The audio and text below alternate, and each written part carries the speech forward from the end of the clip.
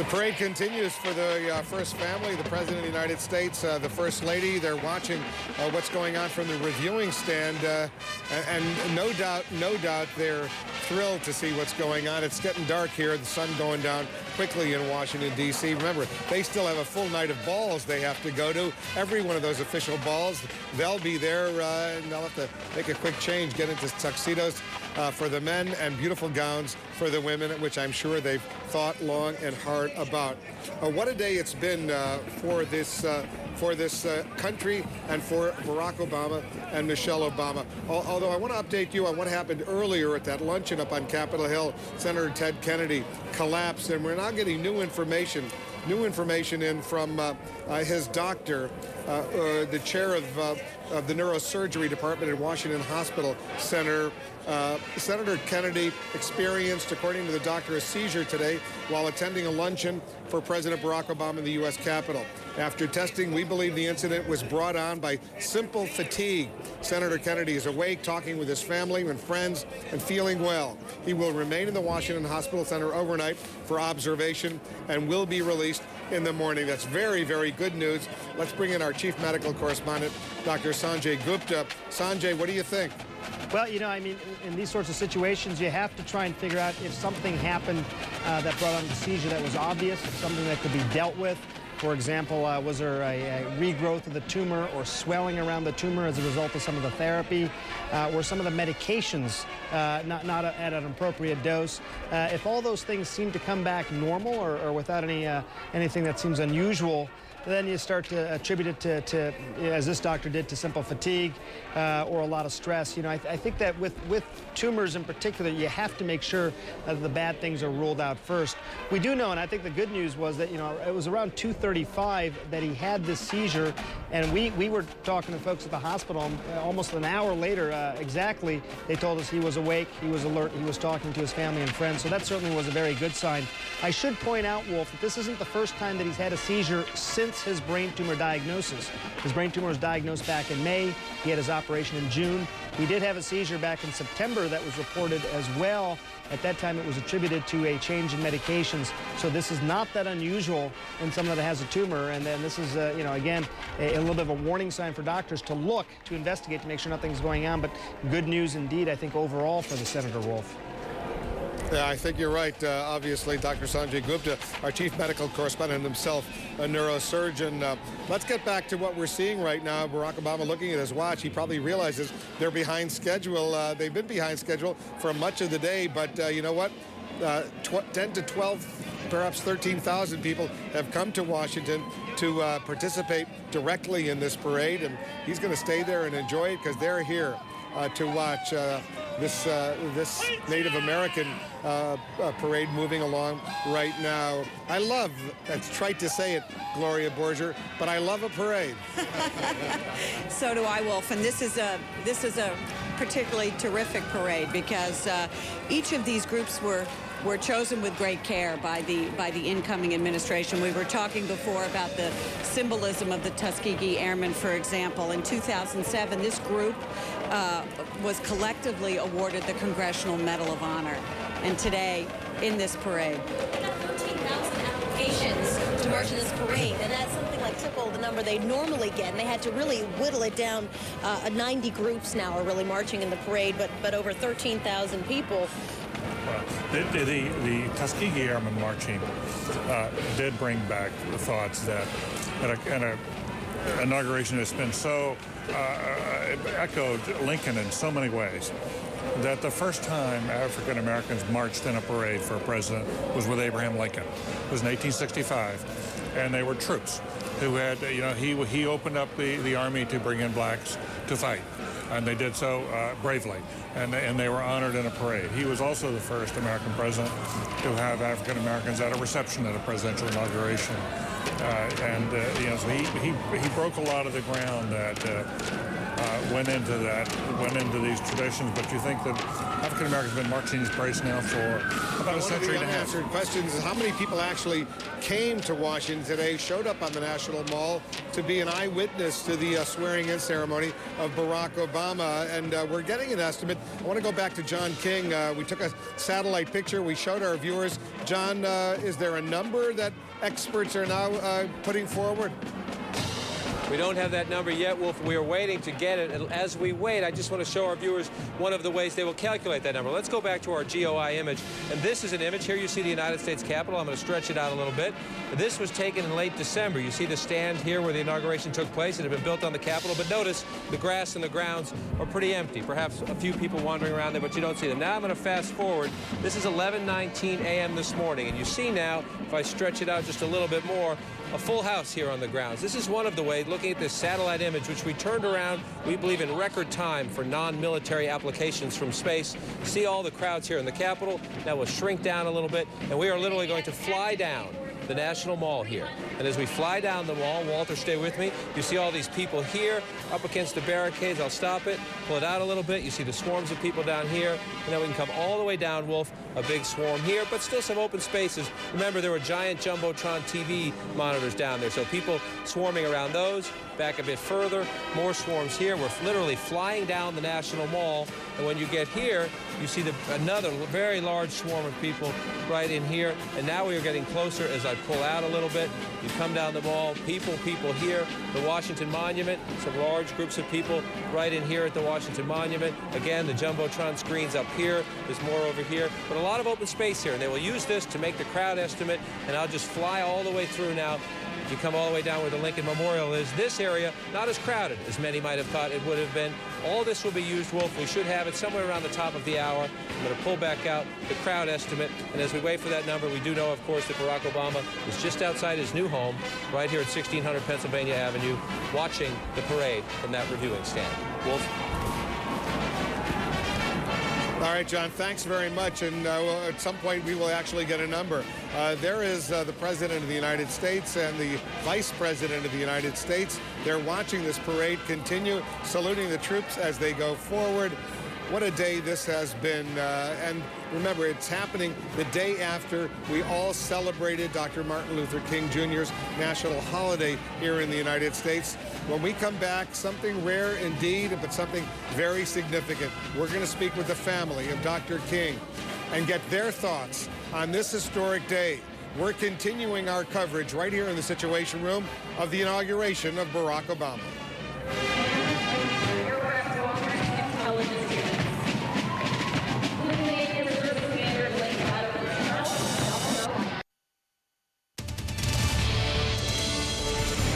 A spectacular shot from the west front of the U.S. Capitol. That's where Barack Obama was sworn in as President of the United States nearly 6 hours ago.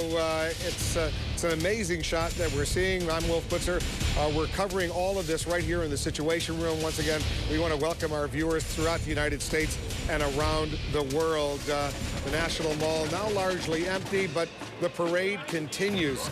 The parade, a wonderful parade. It's going in front of the reviewing stand where the President and the First Lady are sitting right now, sometimes standing, as we watch what's going on. The President's clearly having a good time with the Vice President as well. This is a moment. This is a moment that a lot of people have waited for a long time. But as soon as this evening is done with, and they'll be going to several official balls, they got to get down to business tomorrow. Our senior White House correspondent Ed Henry is watching what's going on. Ed Henry is there together with Suzanne Malveaux, our White House correspondent. Give us a sense of what awaits the President and the Vice President tomorrow, Ed.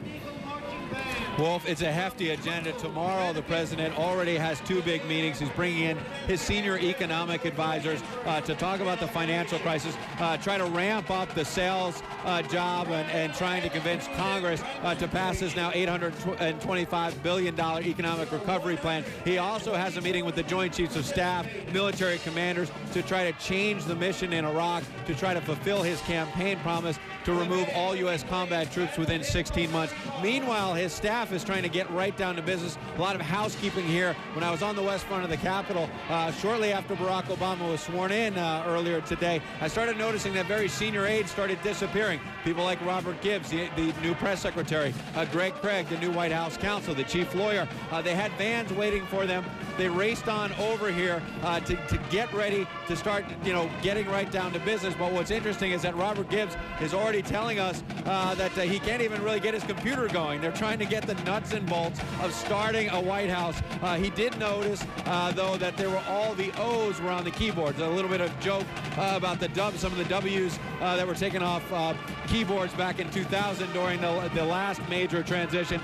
Some business that Barack Obama did do today. He signed a proclamation, as previous presidents have, on renewal and reconciliation on this inaugural day, plus a proclamation about his cabinet and sub-cabinet appointments. He got 7 senior people confirmed by the U.S. Senate, including the Secretaries of Energy, Education, Homeland Security, Interior, Veterans, Agriculture, also his Budget Director, Peter Orszag. Now, they also wanted to get Hillary Clinton in as Secretary of State. A Republican Senator, John Cornyn, blocked that for now. Some more questions about Bill Clinton's foundation work. But White House spokesman Robert Gibbs says he thinks he'll get Hillary Clinton confirmed as early as tomorrow by the U.S. Senate. And he's also hopeful that Tim Geithner, the Treasury Secretary designate, who's faced some trouble now for not paying his taxes several years ago, they hope to get a committee vote, at least in the Senate Finance Committee, as early as Thursday to get that nomination back on track, Wolf. Ed Henry, thanks very much. Suzanne Malveau's also out there at Lafayette Park, right across from where the President and the First Lady.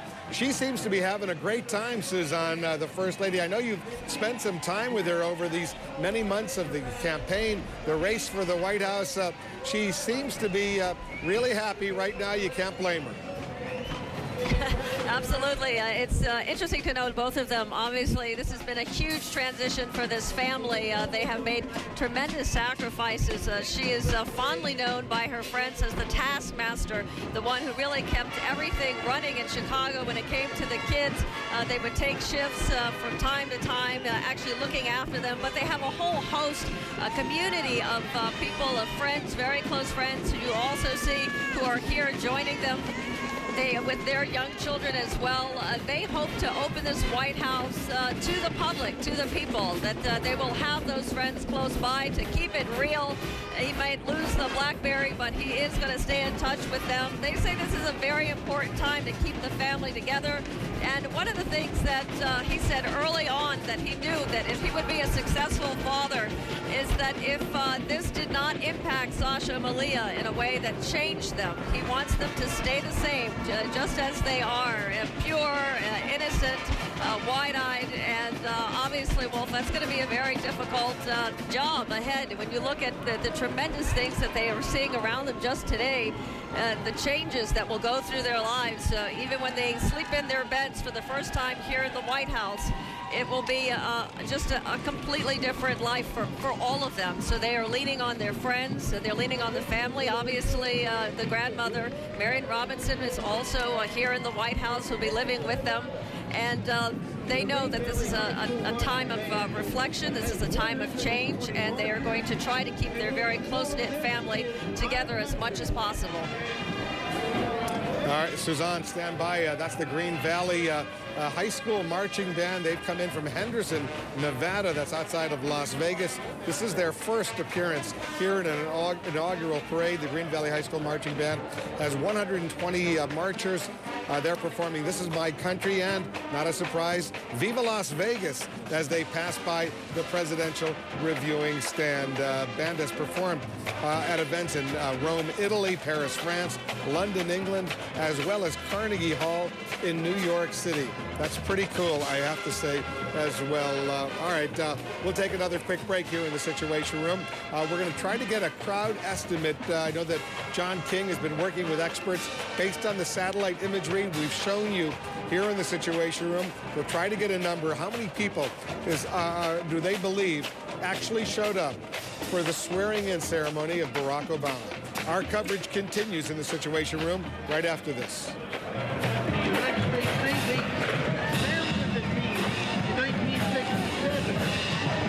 Members range in age from 9.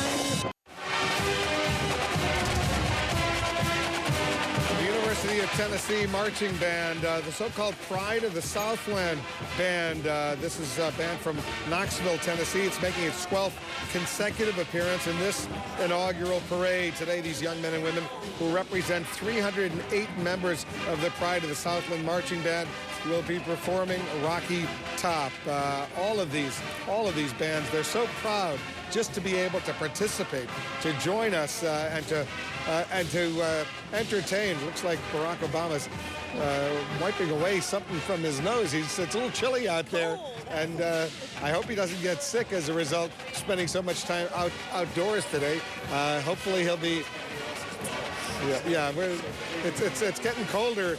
It's getting colder as the night goes on. But I know for a fact, because I've been in that reviewing stand at the White House, they've got heaters there for the president and the first lady and the vice president. All right, I want to go back earlier, almost 6 hours exactly, and play this excerpt of what Barack Obama said in his inaugural address. We will not apologize for our way of life, nor will we waver in its defense. And for those who seek to advance their aims by inducing terror and slaughtering innocents, we say to you now that our spirit is stronger and cannot be broken. You cannot outlast us, and we will defeat you. To the Muslim world, we seek a new way forward based on mutual interest and mutual respect. To those leaders around the globe who seek to sow conflict or blame their society's ills on the West, know that your people will judge you on what you can build, not what you destroy. To those who cling to power through corruption and deceit and the silencing of dissent, know that you are on the wrong side of history, but that we will extend a hand if you are willing to unclench your fist. The United States speaking almost 6 hours ago, the president speaking in his inaugural address. We're back live now at the reviewing stand where Barack Obama, Joe Biden, among others, they're watching this parade continue to go forward. David Gergen, I know it's early and we have to digest what Barack Obama said in his approximately 20-minute address to the world, his inaugural address. But how do you think it will rank? How do you think he did? I think he had chose, Wolf, not to write a speech for the ages, not to write a speech that would be on the Lincoln Memorial 100 years from now, but rather to speak to the moment. And on that, I think he did extremely well. He used the phrase, this is a moment that will define a generation. And I think this speech succeeded in doing that, in beginning a new generation of leadership here in this country. I thought he and understanding and recognizing the crisis that we're in and not trying to paint a rosy picture of it, not trying to say things are going to get better suddenly, but being very realistic. He's taken on the role in part of educator, not necessarily just the inspirational figure. And I think that works well for him. I'm sure it played well in the world. There was, of course, this defiance toward those who would do us harm, but there was also a hand of friendship to others around the world and a promise that America would lead in a new way. All of that, I think, will work well. It will not be, rhetorically, I don't think it was a match, frankly, for his speech on race. I think that had more of an eternal sense about it. But as an inaugural speech to launch an activist presidency, I thought it was very effective. You know, Gloria. Rhetorically, it may not even have been a match for his speech after he lost the New Hampshire primary, which was a brilliant speech. But I think that was not what he was really striving for today. I think he wanted to be very clear that this was a change in leadership, a change in direction, and that the moment spoke for itself. He couldn't get beyond the moment rhetorically because it was so profound. And so what he did was outline what I would consider to be a very ambitious plan for what he called remaking America. And that's a big idea. And there are lots of big plans that are a part of it. And he said and made it very clear that out of crisis comes opportunity. And in that plan of remaking America, you got the sense that he underscored all these different American stories. If you were an immigrant from Europe, who came here how many years ago or past generations, this was part of your story. If you were descendants of slaves, this was part of your story. If you picked cotton, this was part of your story. I mean, everybody was included, and then also reached out internationally as well. So it was a very inclusive speech. Completely. You know, What struck you, Don, as you listened? It was very determined, Wolf, and also it seemed a little bit stern that we need to learn from the lessons that from the past and to move on. But also what Soledad was saying as well, those topics that he talked about in this speech about inclusion and diversity, you can see it there as Ed Henry and Suzanne Mabo were talking about. You can see it in this reviewing stand here. It is part of his cabinet and his administration, part of his family as well. And you also see it in the performers who are out here marching in the parade. You know, we saw the Nez Nation, a Native American folks marching in the parade. You also saw it with the South Cobb High School Band from Georgia as well. So diversity, inclusion, we're all in this together, all of those topics But here. it was also a very sharp speech, particularly when it comes to foreign policy, and I think he spoke to all nations, to the world, and said something, we are ready to lead once more. And I think the once more was really an important phrase and a bit of a swipe at the Bush administration. More than a swipe. Yeah. More than a swipe, a slap, I would say, at the Bush administration. I would imagine that was pretty difficult for George W. Bush to sit and listen to. They're honoring the United States Air Force right now, the Air Force staff going forward before the reviewing stand of the President of the United States, comprising the 4 member staffs of the Air Force, each component, the active duty, the reserve, the National Guard, and the United States Air Force Academy. They're moving forward before the reviewing stand, and a lovely sight indeed for the United States Air Force. Always an honor and a privilege for the Commander-in-Chief to see the Air Force in action. They're in action right now as they move forward. Right behind them, you can see the Mountain Ridge High School Pride of the West Marching Band. They're coming in representing Glendale, Arizona, and they'll be making their first appearance in an inaugural parade. As we watch this parade continue, we have a live picture coming in from Midland, Texas. The former President of the United States, George W. Bush, you see it on the right-hand side of the screen. He's now back in his home state of Texas.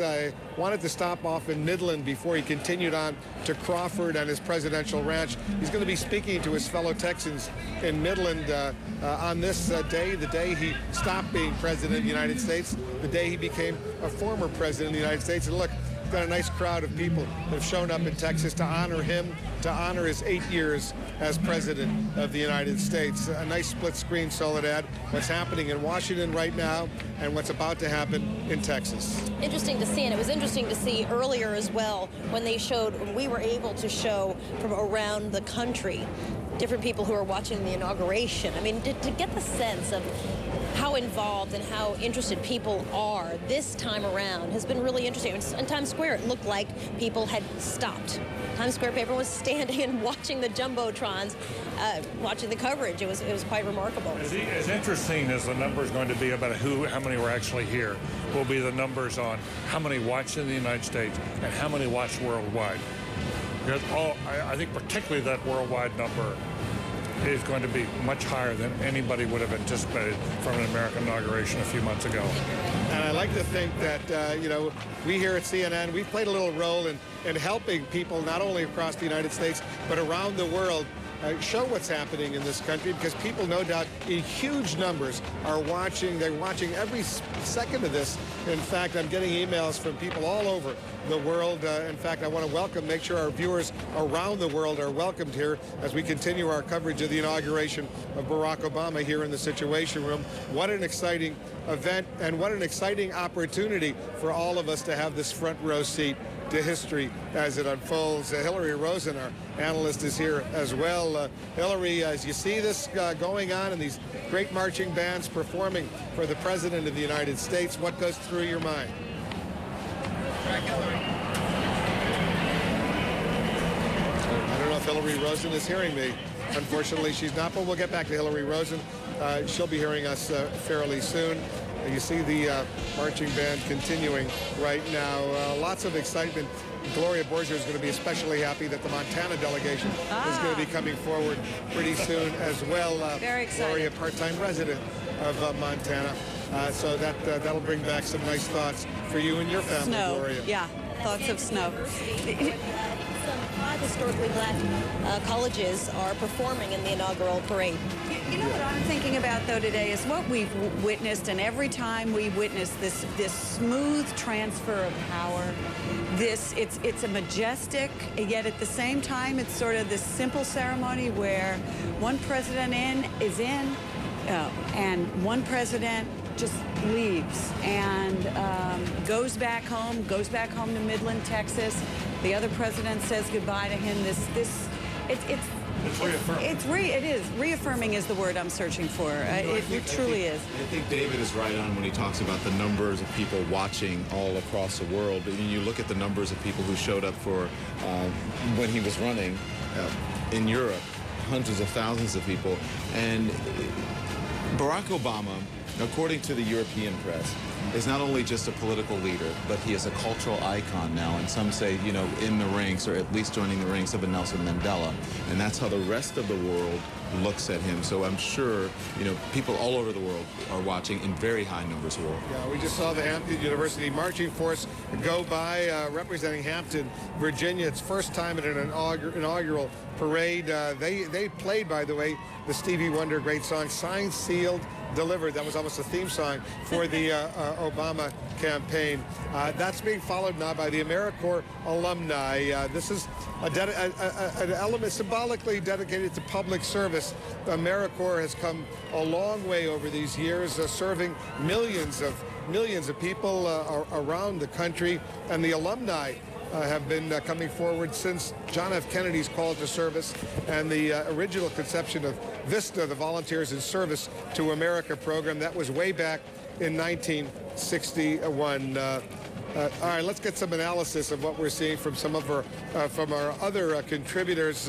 Amy Holmes is joining us. Amy, I hope you can hear me, because this is a pretty exciting moment as these parades continue to go before the president. It's an extraordinary occasion, and you know, we just saw on screen AmeriCorps coming down the parade. AmeriCorps was a program, as you know, created by Bill Clinton, but George Bush doesn't get credit for this. He grew that agency to $1 billion agency. I worked for AmeriCorps, so I was there when it happened, and he asked Americans to serve. Conservatives, they wanted to cut the program, but George Bush said, no, this is important, especially after 9/11. And John was just telling me that Michelle Obama intends to make this a big focus of her first ladyship, and that I applaud her. You know, earlier you were talking about Barack Obama and his ability to connect to young people. AmeriCorps is one way to do that, but I'll just tell you, when you're putting up the images of him going hang 10 to his Hawaiian high school, the people behind us, they roared. They were clapping. They loved it when he would just do a little dance, do a little jig. That too was signaling that he's a younger leader. The generational torch has passed, and he really connects with those younger voters. Yeah, I know, and it's a good point. Hillary Rosen, you're watching this with all of us as well. You've worked hard for the Democrats over these many years, and you must be thrilled. Well, it is so nice, actually, to see them, see the Obamas sitting in the reviewing stand, smiling and dancing. And I was sitting here thinking how nice it is to have a president with rhythm again. That we've got, you know, a president who likes to dance, a first lady who clearly is enjoying the music, that there is a vigor that this family brings, and I think it's something that is so desperately needed by the country right at this moment. I thought it was poignant when President Obama in the inaugural address said that it's not just that the country has problems, it's that our confidence has been sapped. And I think that just the visual of their energy and enthusiasm, you know, bolsters that confidence. The world-famous Lawn Rangers coming in from amazing Arcola. We're talking about Arcola, Illinois. They're making their first appearance in this inaugural parade. These masked men are starting their 28 years, continuing their 28 years of crowd-pleasing precision marching. You see some guy dressed like Abraham Lincoln as well. Not surprising, given that he's from Illinois. Leslie Sanchez, what do you think? You know, it's tremendously exciting. I have to agree about the excitement and the vigor and the freshness that this brings to this country. I thought the homage that President Obama paid to immigrants. There was a theme in the beginning there where he was talking about the people that have built this country, the hard work, and any different community could identify that that was somebody from their family, somebody from their heritage. You know, anybody who sought political or economic freedom, any types of freedom. It was a bond to connect. But with respect to young people, I think what's fascinating, an email already went out to all of their supporters saying thank you for your support. That came out before he was actually named president, sworn in. And that kind of connectivity is, I think, what young people are excited about and why they're paying attention to politics for the first time. You have hundreds of thousands of people, if not millions, who are watching today, who have never been involved in politics or public service, who are taking a different look at this country and what they can do. And the last part I would say is this kind of technology has changed everything from a 24/7 news cycle, which was past presidents and how they had to deal with it. It's now a 2 to 4 second tweet cycle where people are going to want instant contact with this government, with this president, and how he manages to bring that connection together is going to be something to watch. It's an amazing, amazing development. This is the Blue Springs High School Golden Regiment Marching Band. They've come in from Blue Springs, Missouri, making their first appearance in this inaugural parade as well. More traditional than what we were looking at, the precision lawnmower drill team. The motto, I might add, and I know they've just passed by a moment ago, they say, you're only from Arcola, Illinois, and they say you're only young once, but you can always be immature. So clearly a great sense of humor, and then they go back to the traditional marching band that follows them. And I love it when the First Family now, they get really into it. They move around. They're experiencing the music. They're feeling the music. And speaking of music, we have a special guest joining us right now, the great Quincy Jones. What do you think, Quincy? Actually, we're going to speak to Quincy Jones in a moment. We'll speak to him right after we come back. Our continuing coverage of the inauguration of Barack Obama here in the Situation Room will resume with Quincy Jones right after this.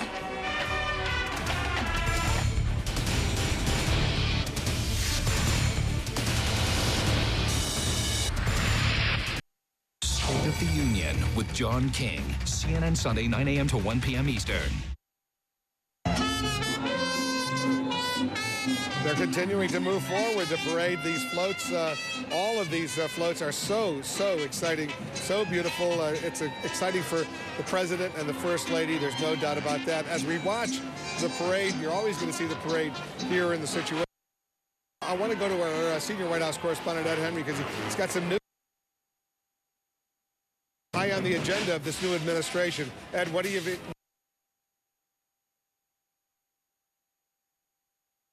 According to White House officials, a new White House Chief of Staff, Rahm Emanuel, has signed a memo today that has gone to all federal departments and agencies, basically saying they need to stop all pending regulations that were put in place by the Bush administration in the final days until the new Obama administration can conduct a full legal review. This is somewhat standard in the sense that a new administration will always come in and take a look at what was done, the so-called midnight regulations, what the outgoing administration did on the way out. But what you can bet in the days ahead is this will lead to all kinds of changes, potentially by executive order, potentially by legislation, in which the Obama administration will try to undo various policies that the Bush administration put through in the final days, Wolf. Ed Henry watching the story for us, keeping a close eye, as he will be over the years to come. The president already taking some steps through his chief of staff to get some decisions underway. As we listen to this music, no one is better to talk about music, even music of this sort, than Quincy Jones, the legend. And he's joining us right now to talk about what he sees happening. Quincy, thanks very much for coming in on this historic day. And there's a story out there that the whole notion of Barack Obama thinking about running for president of the United States was discussed with you way back in 2005. Tell our viewers what happened at your kitchen table. Well, we were at the kitchen table at my home right here. Came by, and she was sitting to my left. I'm sitting here, and there was Barack and Michelle sitting next to her. And I didn't realize that they were going this term. I didn't realize it at the time. And it was the most incredible conversation when I saw this man's mind. And what I admired about him mostly, and I see him, the application every day of where if he runs into difficult times, he does not lose control, and he tries to figure it out. He knows he has to have a diagnosis before he gets a prescription. And if it gets real good, he doesn't get overjoyed. And it's beautiful to have a Senate leader like that, you know, among many other things he has. He's very hip. He understands the street. He understands the upper echelon. He understands everything. And it's like something I can't even believe I'm watching. I just wish my father was here. Quincy, how did that conversation with you, Oprah, and now the President of the United States, how did that unfold? What did he say to you as you were, did he ask you what you thought about that possibility? At that time, we weren't sure when he was going to run. It was that premature, and then I ran into McKennedy at the primaries in Iowa, and he came up, I asked, was he there, and then he came and says, I'm not going to go, and we talked a while, and so forth, and then one thing just led to another, and he got an amazing team. He's got what you look for as a musician. Amazing brass section, and woodwinds, and rhythm section. He's really something special. Quincy and Soledad. Curious to know how you think. My biggest dream is I know he's got his hands full with the economic fallout with the Gaza, et cetera, and so he's not been up there a long time. And on a parallel path, though, I'm going to, as soon as it's feasible, to talk. And we're getting a petition together for a Secretary of the Arts with a real cabinet membership, you know. Because America's the only country whose music is probably most imitated in any country in the world. The only country without a Minister of Culture, or Secretary of the Arts. And I think it's very important. It could change this country a lot. I know you put that proposal forward before. Quincy, Soledad O'Brien is here. She wants to talk to you as well. I was going to ask you about the impact of Barack Obama, but actually... Soledad O'Brien is here, and she's going to ask you a question. Hey, Quincy and Soledad. Well, who do you think should be Secretary of the Arts? I'm so cute. Quincy, you know I love you right back. Who do you think should be Secretary of the Arts? She's asking a serious question, Quincy, and you're trying to be not so serious. I'm getting nowhere. Yeah. Who do you want to be the Secretary of Arts or the Culture Minister in the United States? Who's that? Who do you want to be Secretary of Arts? Well, what we're doing before that is we're putting together a summit so you'll have the greatest minds on the planet, you know, that can be like an advisory board to that. I'm trying to think strategic, too, because I'm cognizant of what he's up against, you know, and I know we're not at the top of the list, you know, but I think it's a very, very important element. The culture of a country is part of the soul of a country. And I'm idealistic enough to think that things like Columbine and these things wouldn't exist if these kids knew what they stand for on an international basis. It's very true. All right, it's a fair point. I'm sure it'll be a subject for discussion. Don Lemon, our CNN anchor, is watching all of this unfold. He wants to weigh in with a question for you. Hey, Quincy, as you watch this and you watch Barack Obama, who comes from a mixed family, and you yourself have a mixed family, what do you think I'm from Chicago. We came from the same place. I'm from Chicago, yes. What do you think this means to, especially America, when it comes to this big tent that Barack Obama is talking about and inclusion and accepting everyone? thought I'd ever see it. I'm going to be very straight with you, and I even got calls from the 14 or 15 heads of state, big guys, afterwards, and because I've been traveling the world a long time on goodwill tours 50 years ago with Dizzy Gillespie and Aleppo and Damascus and Tehran and around all these places. So I've seen the evolution of a lot of the things we're going through today, but it's I think he is going to turn the world around. I really do.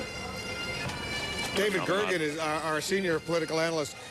Quincy is here as well. You know, he's blunt, David, in saying he never thought he'd see this day, but yet Quincy Jones and everyone else who's alive has seen this day. David. Absolutely. Quincy Jones, you just said you've traveled the world playing as you have. 54 what should years. a Secretary of the... Wow. What should the Secretary of the Arts do internationally for America? What would you like to see it happen? Let's start at home. You know, we can start. So what I find, you know, and I just had a conversation with a kid in Seattle when I was up to my old high school, Garfield in Seattle, and I asked him, did he know who Louis Armstrong was? He said, I heard the name. What about John Coltrane and Duke Ellington and Charlie Parker? He said, I don't know who they are. And that hurts me so much, you know, that they're not aware of who their giants are. Like the 3 Bs in Germany who are aware of their culture, but they're aware of ours too, or Russia, or France, or any place else. Japan, you know, and I've experienced it. And it hurts. I just got promoted to the commander of the Legion d'Honneur, and I almost cried. And Marilyn Bergman said the same thing with the arts and science, arts and letters, that we don't have a Jack Lang, so to speak, to represent the arts in an official cabinet position. It's very important. Fair enough. Quincy Jones, on this historic day, thanks so much for joining us. It's always good to speak with you. We'll see what happens with your proposal. And it's fascinating to hear about that conversation between you and Oprah and Barack Obama back in 2005. Quincy Jones joining us on this historic day. Nice to hear you. Thanks very much, Quincy Jones. When we come back, we're going to be talking with John King. He's getting close to an estimate how many people actually came to Washington, D.C. to participate in this historic event, the eyewitnesses to history. We're going to go back to John King. We're also standing by to hear from members of Dr. Martin Luther King Jr.'s family on this day after we celebrated his life and his times.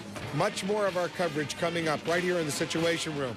The inauguration of Barack Obama will resume right after this.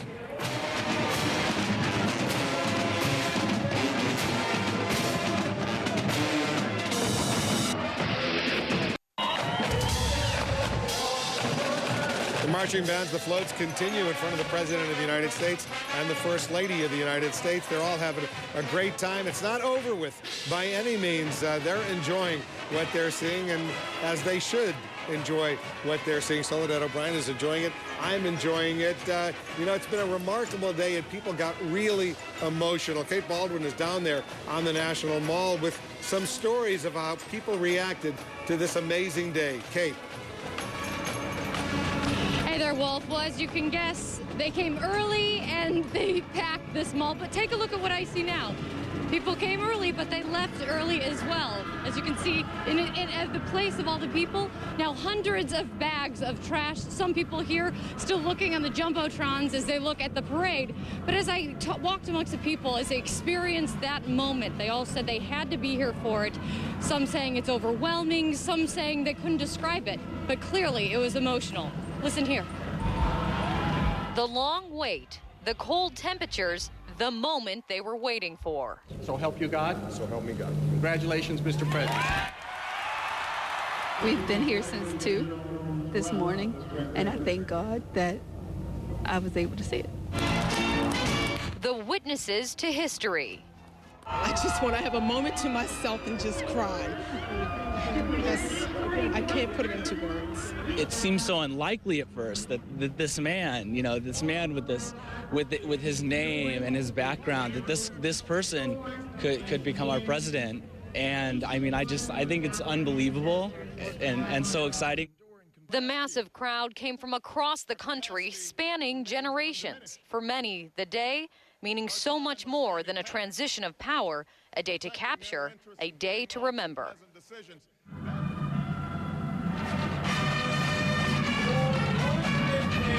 As you can see, Wolf, with so many people, the focus has now clearly shifted from celebration here on the Mall to the parade, and will very quickly move to the White House with the work ahead. Wolf?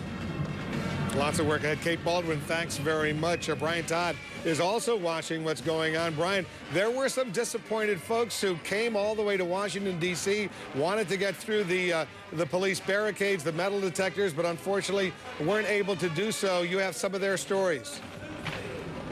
Absolutely we do, Wolf. This was a real study in contrast today out here. Thousands of people coming away very angry and frustrated, while others just exalted in the moment. For thousands, the proximity to history was a moment to savor and celebrate. Undescribable how I feel to be with my parents and to be with my children.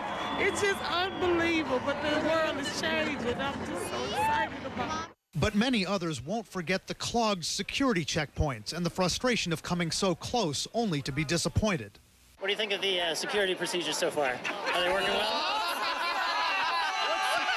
Security at some points along the perimeter got overwhelmed, even in the pre-dawn hours. The volume meant a slow trickle into one area along the parade route. Some turned and left.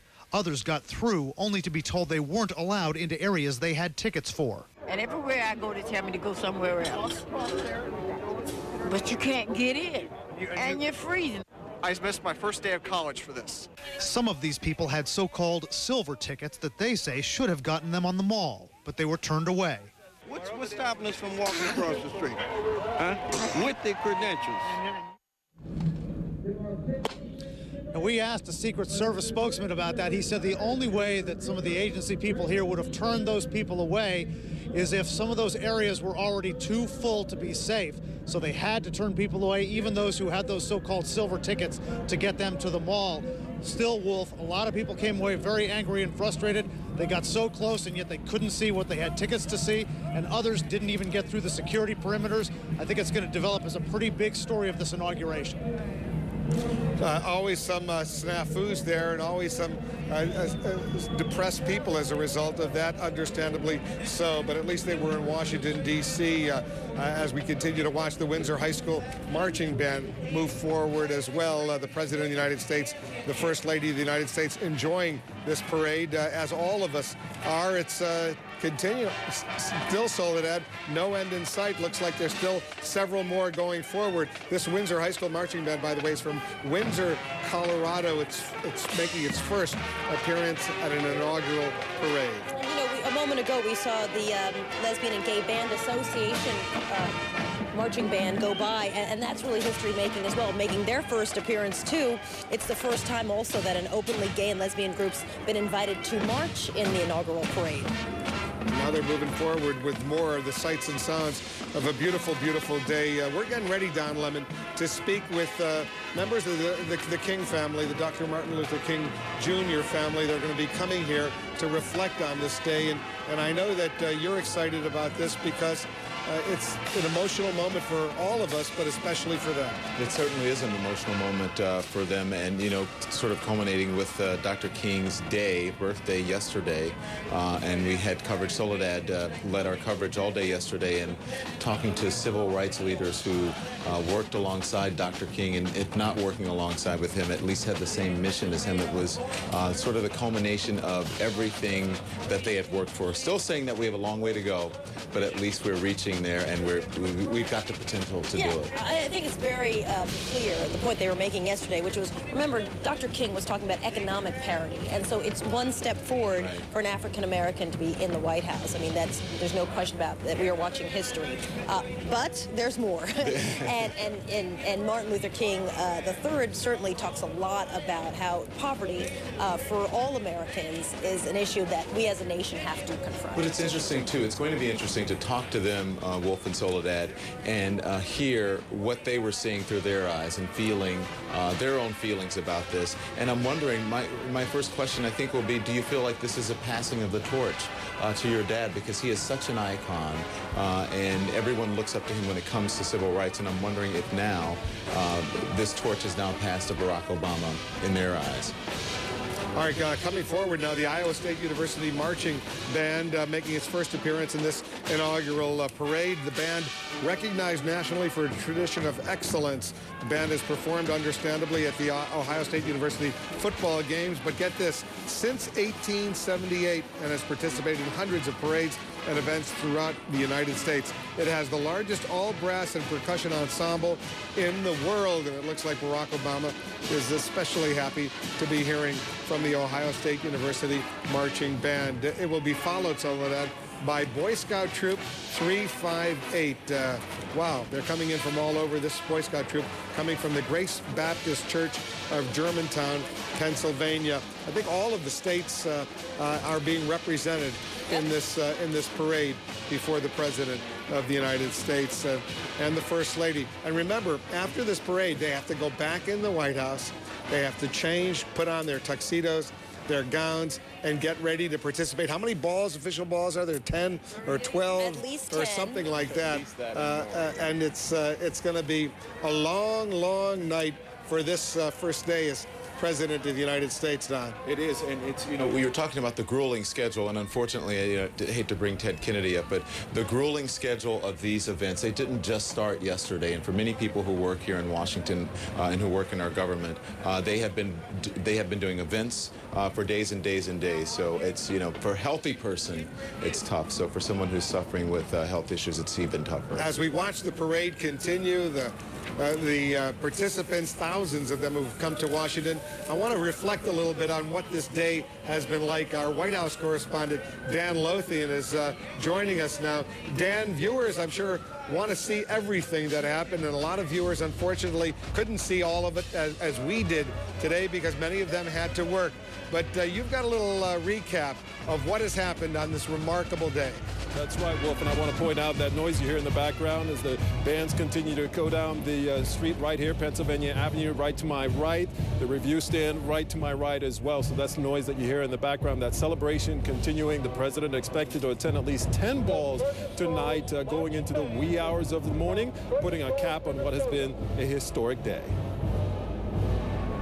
The first chapter of this historic day opens with a prayer. The Obamas departing Blair House for a short drive to St. John's Church. Nationally known pastor T.D. Jakes delivers the sermon and invokes a bit of Hollywood, appropriate for the times. Quote, "Sir, may the force be with you."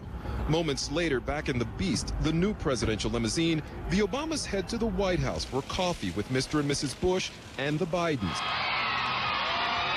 Then a slow drive through cheering crowds to Capitol Hill, where after pomp and circumstance, prayers and performances,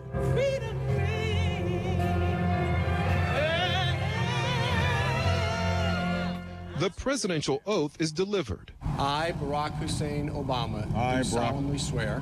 But in an awkward moment, Obama jumps the gun. I, Barack Hussein Obama, do solemnly swear. And Chief Justice John Roberts mixes up the lines. That I will execute the office of President to the United States faithfully. That I will execute faithfully the office of President of the United States. The office of President of the United States faithfully. But with his hand on Lincoln's Bible, the president-elect is sworn in as the 44th president. Inheriting a battered economy, 2 wars, and continued unrest in the Middle East, Mr. Obama, in his address, asked Americans to be patient. Today, I say to you that the challenges we face are real. They are serious and they are many. They will not be met easily or in a short span of time. But know this, America, they will be met. Even before the conclusion of his speech, boxes were being moved into the White House. And as the parade snaked around the nation's capital, some senior Obama aides were already at the White House, working on campaign promises and the crisis at hand. The transition of power complete as President Bush flies off to Texas. White House Press Secretary Robert Gibbs visited the press briefing room earlier today. He told me that he's still trying to figure out how to log into his computer. He also told me that 2 separate groups of senior aides did come here to the White House to begin working. One group leaving right after the swearing-in ceremony, the other leaving after the congressional luncheon. He said some of those senior aides have already finished all of their paperwork, others still working on the paperwork and trying to figure out some of the technology like getting their computers working. But certainly, Wolf, this administration getting started right away in all the work that needs to be done, including the working on fixing the economy and also dealing with the war in Iraq. Wolf. What a day it's been today, but what a day it's going to be tomorrow and for the next 4 years at least. This president's got an enormous agenda ahead of him with lots of crises, many, many challenges. The parade continuing outside the White House. Our coverage here in the Situation Room will continue as well. The inauguration of Barack Obama. We're going to continue to show you the parade at the bottom right-hand corner of your screen. right during this commercial break. Stay with us. Our continuing coverage of the inauguration of Barack Obama resumes right after this.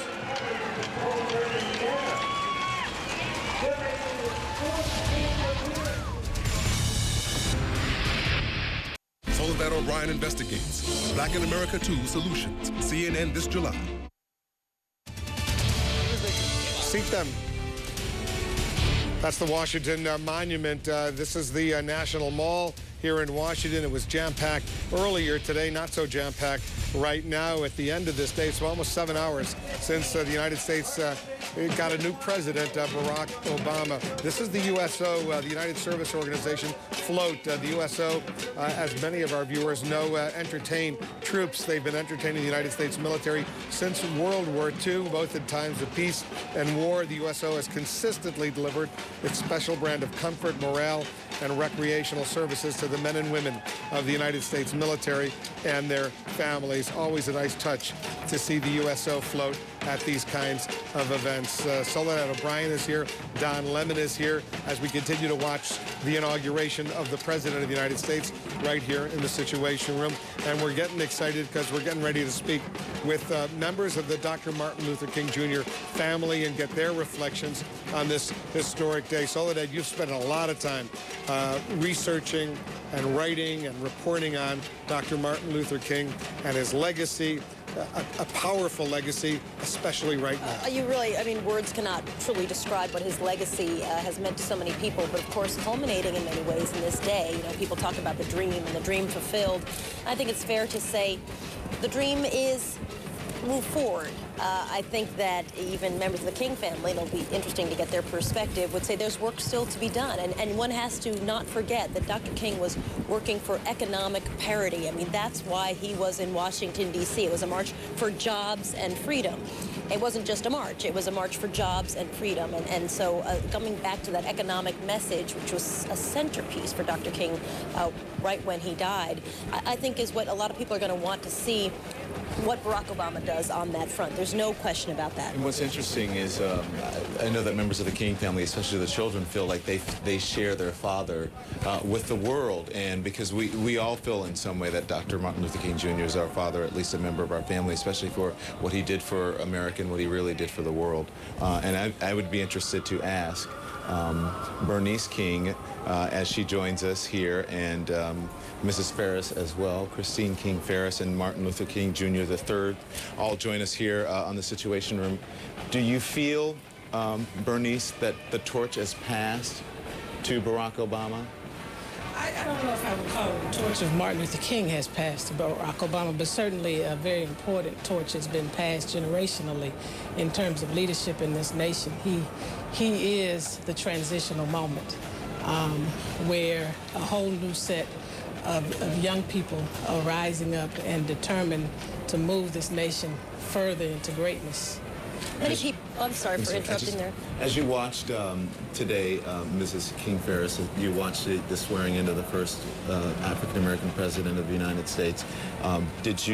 What went through your mind, and did you hearken back to your brother and what he might have thought? Before you answer the question, though, I want to introduce all three of you to our audience so they get a chance not only to hear what you're saying, but also to know who you are, and we'll go from left to right. Joining us now is Christine King Ferris. She's the elder sister of the late Dr. Martin Luther King Jr. Christine King Ferris, thanks very much for coming in on this historic day. And then Bernice King is the daughter of Dr. Martin Luther King. And Bernice, we're really happy you're here as well. And Martin Luther King III, the son of Dr. King, is here. It's great that all of you can participate, and not only in eyewitnessing this historic event, but joining us here in the Situation Room. And go ahead, Don. Thank you. Go ahead and ask your question. When you saw that, Mrs. Ferris, did you think about what your brother might think? What was going through your mind, and did you think about that? Yes, I did. I thought about him quite a bit. And I thought about the night before he was taken from us in his mountaintop speech. And he said, I've been to the mountaintop, I've looked over, I've seen the promised land. Now we are almost at the promised land, not quite, but we made a great step. Martin, I'm curious to know what you think about that generational torch, because some people forget that the leaders of the civil rights movement were so young. I mean, 20s and 30s. Your father was just 39 years old when he died. And I wonder if you think that there literally will be a reinvigoration of young people who feel that they can lead movements again. Well, absolutely. I think that a number of young people have been inspired just by the fact that President Obama ran, and of course won. One I know, I believe, is the mayor of Sacramento, Kevin Johnson, who of course played in the NBA for a number of years, but there will be individuals much younger than him who will be inspired. When kids who used to wear Jay-Z shirts are now wearing Obama shirts, rushing home to see CNN to see what you guys are saying the president is doing. It's a different day. It's very exciting. Let me add, though, finally, also, this is a monumental moment in our society. We're celebrating today. We celebrated the King holiday yesterday, but in the morning, and the president already said today, we're rolling up our sleeves, but that means all of us have to be engaged. And when we talk about whether or not some would say, well, this is a fulfillment of the dream of Dr. King, absolutely not. It is a huge step and certainly a huge part of some fulfillment. But when you got almost 40 million people, and we're going to get there tragically, who are living in poverty in America, that's unacceptable. We can and we must do better. We're a better nation, and what is being shown, what has been shown, I think, is this election has shown the kind of nation we are. The whole world is looking at us. And Bernice, we saw your father's I Have a Dream speech yesterday here on CNN. Soledad and Don and all of us were really privileged to be able to play that speech in its entirety for our viewers in the United States and around the world. And no matter how many times I've heard it, I learned something new in the course of hearing it. And yesterday it had such a powerful meaning on Dr. Martin Luther King Jr., the national holiday, your father's holiday. We remember him. I wonder if you go through that same sort of feeling every time you hear that speech, you get a little different notion of your dad. Well, I get that anytime I hear my father, because he made so many speeches. That's his most celebrated one, as we know. But he has so many profound speeches. Probably what goes through me the most is I happened to turn 5 months of old that day. I was born March 28th of that year. And so that very significant year, and for me to be born at the time when he spoke these words, and now to be here 41 now in this year, years later, and know that those words are still resonating in the atmosphere and in our nation now, and that people are embracing it. And what's most important for me, when he spoke it about the 4 children, he was really talking about not just us, but future generations. And to see kids now reawakened, so to speak, and reconnected is wonderful. And I can't tell you how many people, viewers around the world, were simply inspired by hearing that speech. Soledad, thank you so much for making it thank you so possible. much for thank you to the King family for letting us do it. Stand by for a moment. We're going to continue our special coverage here in the Situation Room. We're watching the parade continue. It's wrapping up over at the White House. The President and the First Lady clearly enjoying every minute of this. They're getting ready, though, to go back in the White House, put on their tuxedos and their gowns and get ready for some partying. The celebration on this night, the balls, they're about to begin. Stay with us. The inauguration of Barack Obama. Our coverage continues in just a moment.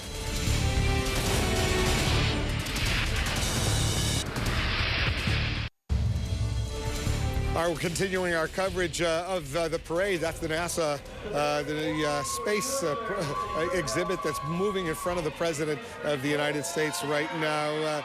Only moments ago, by the way, the former President of the United States, George W. Bush in Midland, spoke to a crowd there as he arrived back in Texas, and he said this about the new president.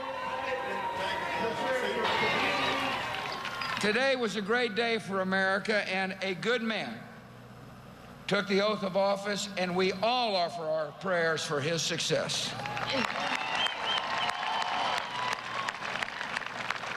Today's also a great day for the Bush family.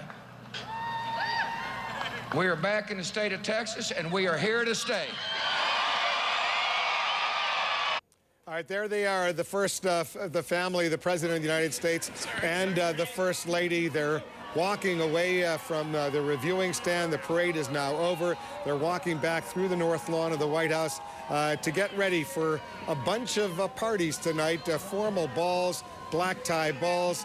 They'll be happy, no doubt about that, as they get ready for this next chapter in their life, and we can only wish them the best. The King family is still here. We want to thank all three of them for joining us: Bernice King, Martin Luther King III, and Christine King Ferris, the sister of the late Dr. Martin Luther King. Thanks very much for spending some time with us.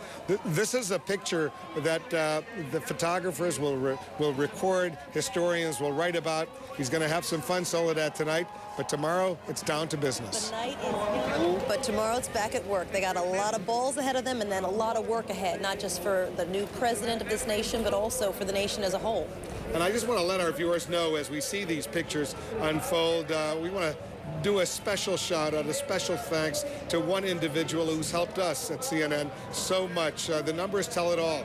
More than 500 people from CNN have been involved, tons of equipment in bringing you this special inauguration. But going back, 9 primary debates, 2 conventions, 4 presidential debates, 1 election night, multiply that by 7. You barely scratched the surface of Jane Maxwell's 28-year career here at CNN as head of CNN's special events unit. She certainly can be tough as nails when needed, but with grace, good humor, and above all, integrity, Jane helped establish CNN as a major force in journalism.